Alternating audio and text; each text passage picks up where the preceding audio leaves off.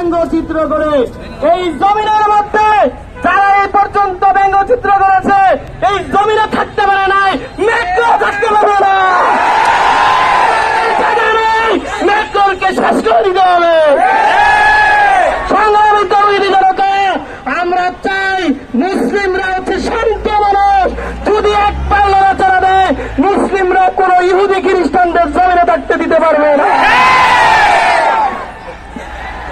এখন আপনাদের সামনে গুরুত্বপূর্ণ বক্তব্য পেশ করবেন মোল্লাবাড়ি জামে মসজিদের সম্মানিত খতিব সাহেব ভাই মোহাম্মদ শাহাদত হোসেন।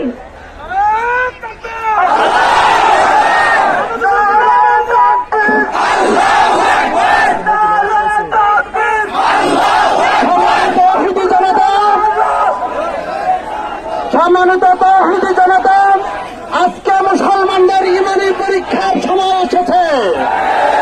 আমরা আমাদের জীবনের চাইতে আমাদের রাসূলকে ভালোবাসি, ঠিক কিনা বলে? আমরা রক্ত দিতে শিখেছি, জীবন দিয়ে পরীক্ষা করে দেব। আমি তো সবচেয়ে বেশি ভালোবাসি। কোন নাস্তিক, মুস্তাম, মুরতাদ, বেঈমান, কাফের গোষ্ঠীরা তারা যদি নবীর বিরুদ্ধে অ্যাকশন নিতে চায় তবে আমরা আমাদের জীবন দেওয়ার সেটা প্রতিরোধ করব। আমরা বলি মানি না, মানব না, আল্লাহর অপমান সহ্য আমরা করব না, ঠিক কিনা বলে? সংগ্রামী তৌহিদি জনতা, এই পর্যায়ে বক্তব্য পেশ করবেন, নুরুল কোরআন মাদ্রাসার মুতাবিন মাওলানা কেফায়েতুল্লাহ সাহেব। আসসালামু আলাইকুম ওয়া রাহমাতুল্লাহি ওয়া বারাকাতুহু। সম্মানিত উপস্থিতি, আজকে আমরা পবিত্র শুক্রবার জুম্মার নামাজের পরে হাজার হাজার মানুষ কেন ঐক্যবদ্ধ হয়েছি সকলের অন্তরের ভিতরে জানা আছে। একমাত্র আমাদের প্রিয় নবী হযরত মুহাম্মদ রাসূলুল্লাহ সাল্লাল্লাহু আলাইহি সাল্লামকে ব্যঙ্গ করেছে। আজকে আমরা এতগুলো মুসলমান বাংলাদেশে থাকা অবস্থায় আমাদের নবী ব্যঙ্গ করার জন্য আমরা টাকা দিব না, প্রয়োজনে আমাদের জীবন দিব, রক্ত দিয়ে আমাদের থাকবো না, আমরা রাস্তায় নেমে যাবো, আমাদের জীবনকে লুটিয়ে দিব। নবীকে যে ব্যঙ্গমতে তাকে আমরা দেখে দিব ইনশাআল্লাহ। সম্মানিত তৌহিদি জনতা, আমি বলতে চাই হক্কানি ওলামায়ে কেরাম আছেন, ইনশাআল্লাহ কিয়ামত পর্যন্ত থাকবেন। এ পর্যন্ত দেখা যায় বিভিন্ন আন্দোলনের মধ্যে একমাত্র হক্কানি ওলামায়ে কেরাম কওমি আলেমদের অবদান রয়েছে, ঠিক কিনা বলে? সুন্নি নামদারি কতগুলো আছে, তারা আসলে আহলে সুন্নাত ওয়াল জামাত দাবি করে, কিন্তু নবীর ইজ্জতের উপর যখন আঘাত আসে এই সমস্ত জিলাপি গুর্দেরকে খুঁজে পাওয়া যায় না। ইনশাআল্লাহ রক্ত দিয়েছে, আবার রক্ত দিব, বিশ্বনবী সাল্লাল্লাহু আলাইহি সাল্লামের ইজ্জত রক্ষা করে ছাড়ব ইনশাআল্লাহ। আপনাদের সামনে সংগ্রামী বক্তব্য পেশ করবেন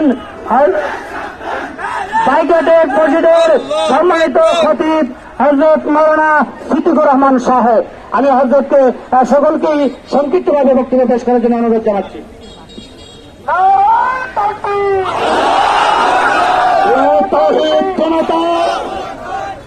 তৌহিদ জনতা, আজকে আমরা দুঃখের বেদনা নিয়ে এখানে দাঁড়িয়েছি, ঠিক কিনা বলেন?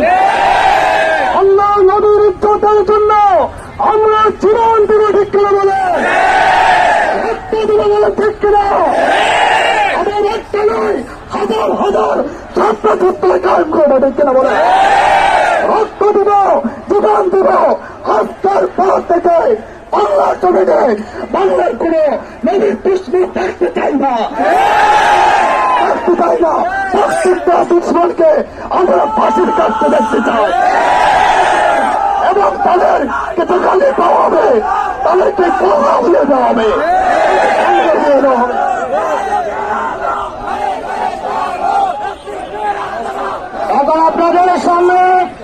এখন আপনাদের সামনে গুরুত্বপূর্ণ বক্তব্য পেশ করবেন হযরত মাওলানা আনোয়ার হোসেন সাহেব।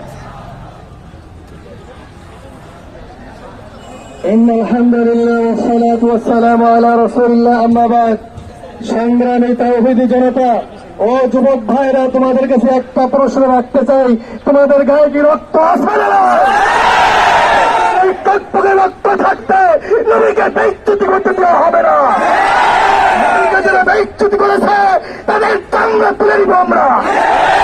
বাংলার জমিনে কোন নাস্তিকের ঠাই হবে না, হবে না। সাথী আমি আপনাদের আমার প্রশ্ন রাখতে চাই, জীবনের শেষ নিঃশ্বাস পর্যন্ত রক্ত থাকতে আমি সম্মানকে ধরে রাখবো ইনশাল্লাহ। দান দেওয়া লাগে, মাল দেওয়া লাগে।